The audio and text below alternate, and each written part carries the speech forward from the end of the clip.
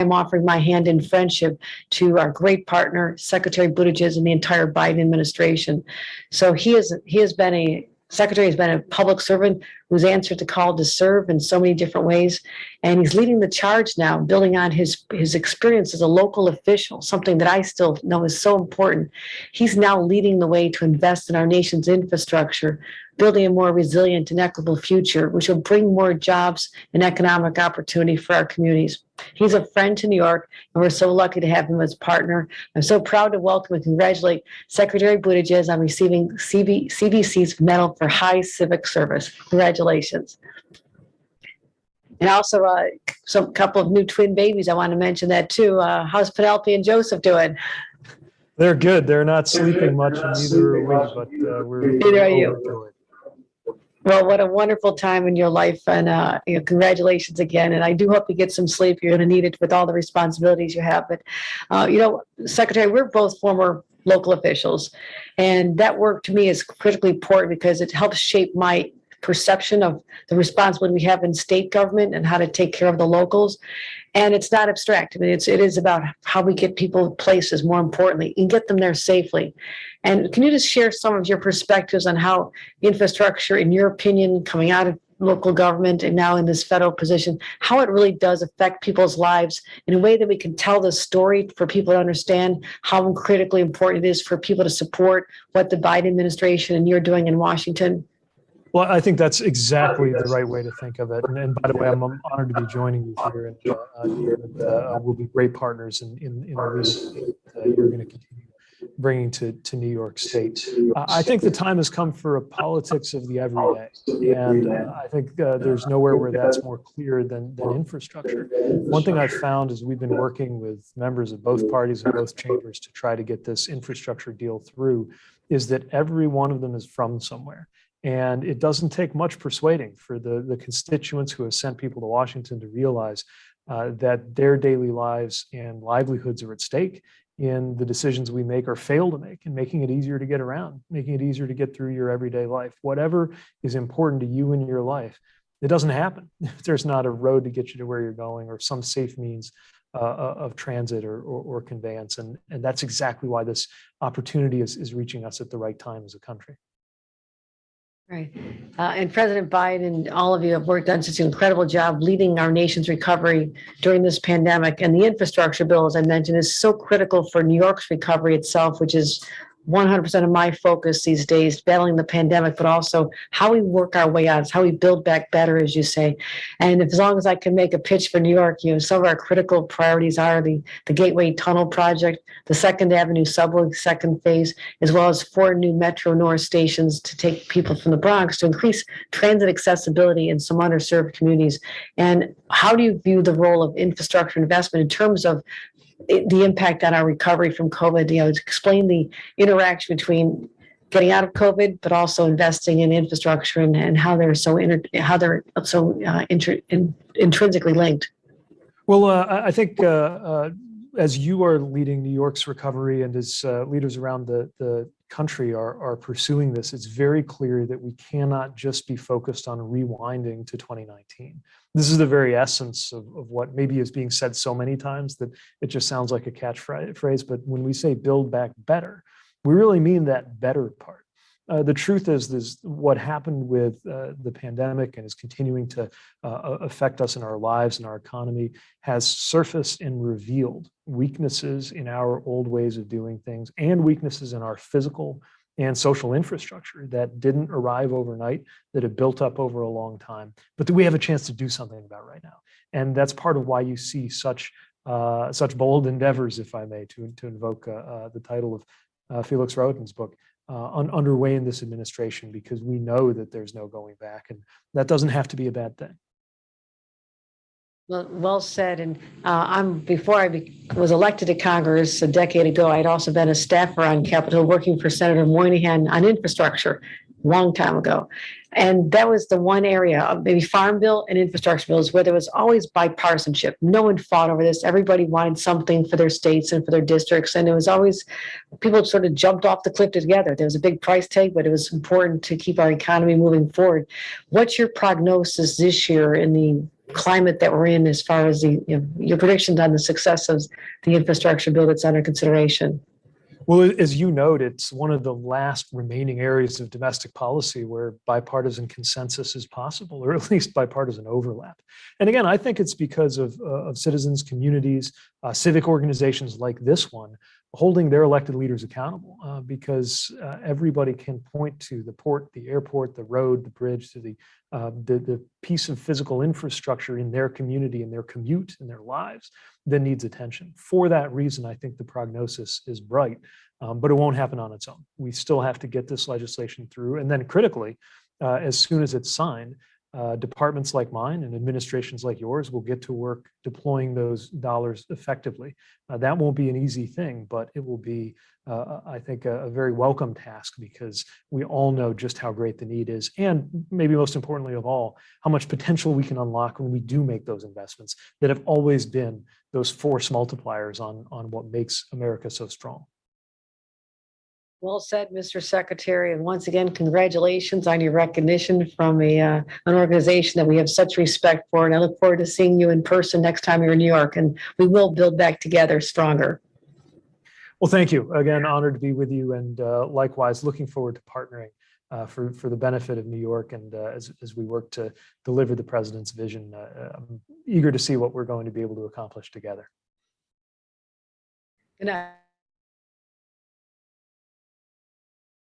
And let me also, though we may not be on screen, address Nick just to say I look forward to your father's book. I should say there's actually a copy of it on my desk right now, but let me hasten to add, it's a borrowed copy from the White House Library. So I look forward to having one of my own, and think that that is the exact spirit that we need to be undertaking right now. To really recognize that this is a season for bold endeavors. This is a season for big undertakings, and this is a moment that we will look back on with pride, if and only if we get it right. Let me also add my congratulations to Alaire Townsend on such a well-earned recognition of her service, her leadership, and the impact that she's made for people of New York and across the nation. And I want to thank the state of New York for producing Polly Trottenberg, who served in so many capacities in New York and is now our Deputy Secretary of Transportation, one of the most brilliant and capable and experienced minds in the field. And of course, I want to thank the Citizens Budget Commission for your service, for your tireless work to make New York the best version of itself, and for the humbling honor of this award. At a time when civic service means so much. I'm so honored to have been named. And I want to thank everybody who has served in some way, who has helped others, especially through these past 19 months. The texture of business, nonprofits, government, ordinary people across New York who mobilized at an unprecedented scale to respond to a pandemic, to economic downturn, to extreme weather, is inspiring, and something in this challenging time that I think can give us grounds for optimism. And of course, there's an understanding in this organization that service is about more than just responding to the news of the day or the crisis of the moment. Your very mission statement, focusing on the well-being of future New Yorkers, is, I think, very compelling at a moment like this. This idea of working for the generations of today and the responsibility that the generations in positions of authority today have for those of tomorrow, serving the people who will be affected tomorrow by the decisions we make today. It is, I think, a very natural human thing, especially after hardship, to try to restore and return as quickly as possible to what was there before, sometimes to an idealized version of what was there before. But that doesn't protect us against the challenges that are going to come our way in the future. And I need not preach to New Yorkers about this, because this is a place that has legendary examples of rebuilding stronger after enormous challenges. After the fiscal crisis of the 1970s, after 9/11, the event that really defined my generation's project, the recession of 2008. And I want to take an example from a little bit further back in history that maybe isn't talked about as often, a transportation-related example from 1888. A deadly blizzard took hundreds of lives, shut down the elevated trains for weeks. And New York, rather than just clearing the tracks and moving on, responded by realizing that the time had come to transform transit in the city to create an underground subway system. And about 16 years after that blizzard, the first subways in New York opened and quickly became, and of course still are, indispensable to the city. The New York Tribune, a few weeks after the blizzard, summed up the reasoning for the bold decision that New Yorkers were on track to make. They said this: tunneling under the Hudson and East River would meet a need which nothing else can. The city of today has been conquered by the elements for a time only, because it has been content to develop on the surface and not at the roots. So New York made this decision to develop at the roots, beneath the surface. Beneath the surface also, of course, being the very literal etymology of the word infrastructure. So now in 2021, facing multiple crises, the time has come for us to talk about how we can rebuild stronger at the roots, which is what this administration seeks to do. The need is urgent. It is everywhere. We see in so many places and in so many ways how we rely on infrastructure built generations ago. In fact, I was in New York recently at the eager invitation of your congressional delegation. Senator Leader Schumer and others saw to it that one of my first trips as secretary was to tour the Hudson River Tunnel, which represents the very best state-of-the-art construction technology of 1910. And 110 years later, absolutely needs to be upgraded and secured. And that's one of the most dramatic examples in the country, but the examples are everywhere, from my Indiana hometown to the East and West coasts and everywhere in between. We need not only to repair and fix, we need to modernize. And groups like the CBC have pushed for years for these kinds of responsible investments. So it couldn't be more relevant for us to gather now at the cusp of a once-in-a-generation investment in our country's infrastructure.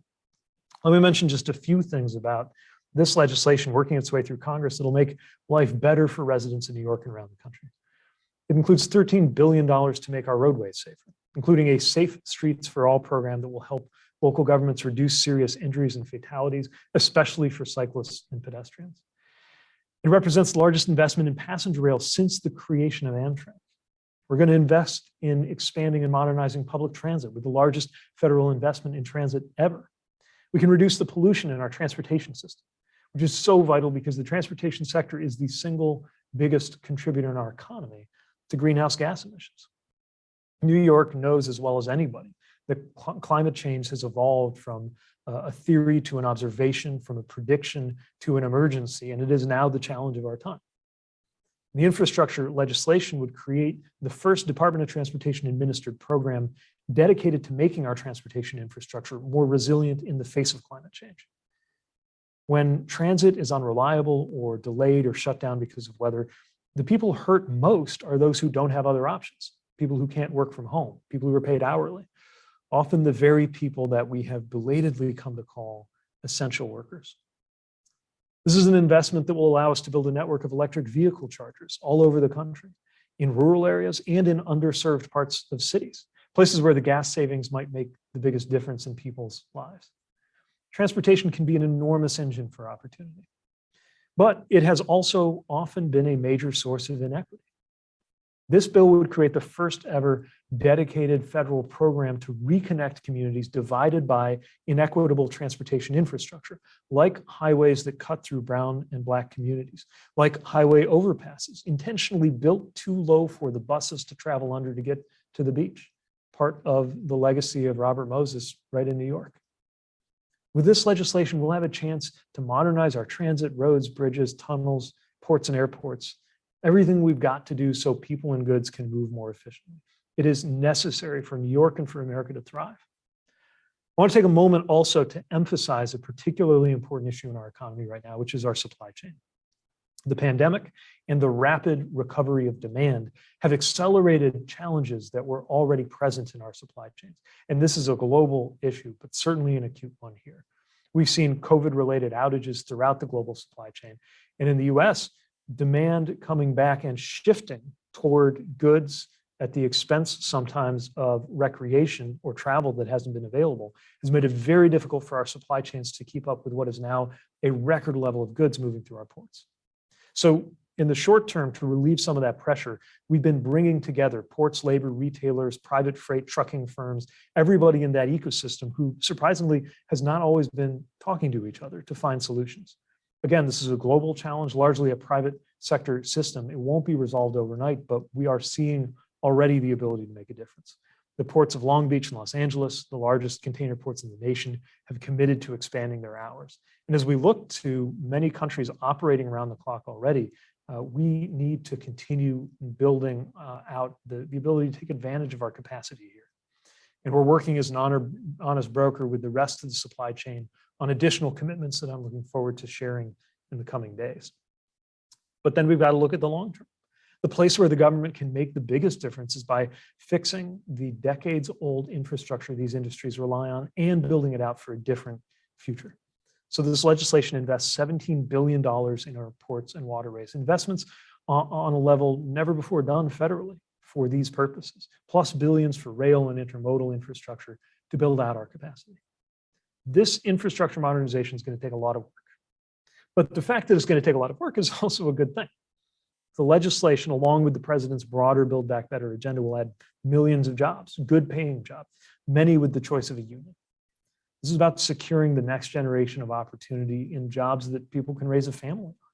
It's about recognizing that essential workers are always essential, not just in the middle of an emergency, and ensuring that pay and benefits match the importance and the difficulty of their work. It's a transformational investment, and my department is taking very seriously the duty that we will have to implement it responsibly and effectively. Last thing I want to mention is the sense of we. I talked about the impacts of the decisions we make, and again, am addressing an audience that I think exquisitely captures the different kinds of partnerships that are going to be needed to get this done and to face all of the challenges before our country right now. We're going to turn to you for help in the coming years to do the kinds of things the New Yorkers did over a century ago, and this time to do it better than ever, to do it more inclusively than ever, to do it more safely than ever, with more equity in terms of who benefits from the projects. New York exemplifies innovation. The very fact of New York is one of the great achievements of humankind. And in the transportation space alone, there's so much more on the horizon. I know the idea, if you build it, they will come, is associated in our imagination with the Midwestern baseball field, but it's also something to think about in transportation. It was true when some scoffed at the idea in the 19th century that New Yorkers would be willing to lower themselves beneath the surface of the earth in order to get around the city. And yet subways now are elemental to New York, to its emotional as well as logistical texture. Today, if we build better train service, better transit service, more people will use it.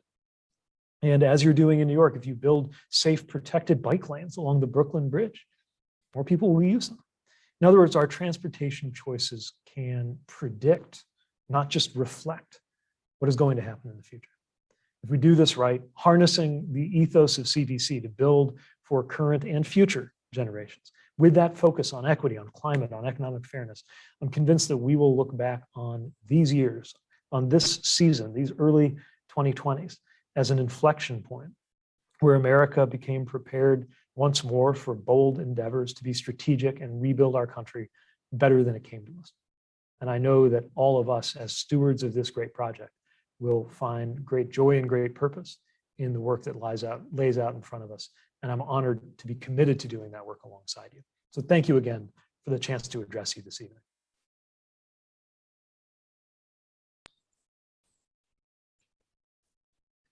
Mr. Secretary, thank you so much for being with us to accept CBC's medal and for your very knowing and comprehensive remarks. We also very much appreciate your thoughtful conversation with the governor. We're fortunate to have two leaders working together for the future of New York. And thank you also for welcoming some questions from our trustees. I hope it's okay if I jump right in. You know, one trustee was noting that the pandemic will have long-term effects on work and commuting patterns. How do you think New York, other regions should be planning for different transportation infrastructure since we might have very different mobility needs? Should we be doing more microtransit instead of, major expansions? What is your advice on the planning and the future in that? And what's the federal role to help facilitate that? So it's a great question, and it's a set of challenges that's facing every city, every state, every organization We think about it not only from a policy perspective, but just as an employer of 55,000 people ourselves contemplating what the future of work will look like. And shame on us if we can imagine no more than it returning to how it was in 2019. But what we know is people are going to continue to need to get around. Some kinds of trips increased as the way people allocated their time shifted. In my view, it's going to be more productive to find the principles that'll serve us well across the different unpredictable futures than to try to predict exactly what that future might hold. And that's where some of the things that I was sharing earlier around equity, around climate responsibility, around economic strength are going to serve us well. We may not know exactly what the work week will look like, how many people will have hybrid, traditional, virtual, or other patterns of work. What we know is that whether your commute is digital or physical, we can construct the infrastructure that commute relies on in ways that bring access to more people, or we can do it in ways that continue to accrue benefits to those who already have the greatest access, again, be it physical or digital. So that's a principle that we can follow and that my department will respect as local communities decide based on the patterns you see emerging in your particular area. That need the most attention and that lay out the specific plans. I'm convinced that very few of the answers need to come from Washington or need to come from my department, but more of the resources do. And we're here to help support that local problem solving along these kinds of principles that we've discussed. Thank you. Another one of our trustees noted, to meet New York's climate goals, we need to significantly reduce emissions from transportations. Although the administration's talked about making the transportation greener, how will those policies support the electrification of both buses and truck fleets?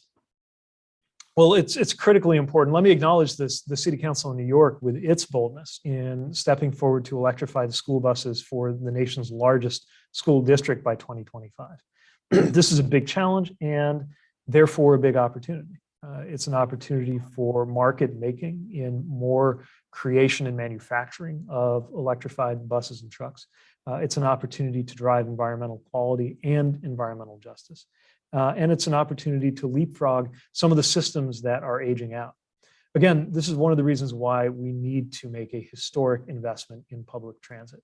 Not just in the support for transit to happen at the volumes that it will. And by the way, just last week, I pulled the numbers, there were 19 million trips on the subway. So no matter what differences there are between the post-COVID and pre-COVID world, we know that people are going to rely on it more than ever. But also making sure that these means of transit are happening in ways that are environmentally responsible and creating opportunity. If we are developing and purchasing more, we're going to be making more. And this is one of the best places across the entire economy, in my view, to break the old false choice of climate versus jobs. The last thing I'll mention is that we need to continue to create ways for people to get to where they need to go without having to drag 2 tons of metal along with them. That's what transit's about, but that's also what micromobility is about. And there has been such visionary work in New York that's been applied in small communities too, to make it easier and safer to get around on foot, by bike, or by other means. Well, Mr. Secretary, thank you so much for joining us this evening. We really appreciate it. It was really an honor. We're glad you accepted the award and for all that you are doing for the nation, New York, and ultimately it's the world economy and we're all connected. So thank you very much. We look forward to having you back, New York, again and again. Hopefully we can host you in person next time. And it will be a wonderful way forward. With you and the governor working together, the sky's the limit. I look forward to it. And thanks again. It's such an honor to be with you tonight virtually. And I look forward to gathering in person as able to. Thanks. And feel free, I know your schedule is very busy. Feel free to stay with us. You can watch our next award, which is CBC's Prize for Public Service Excellence. But thank you very much.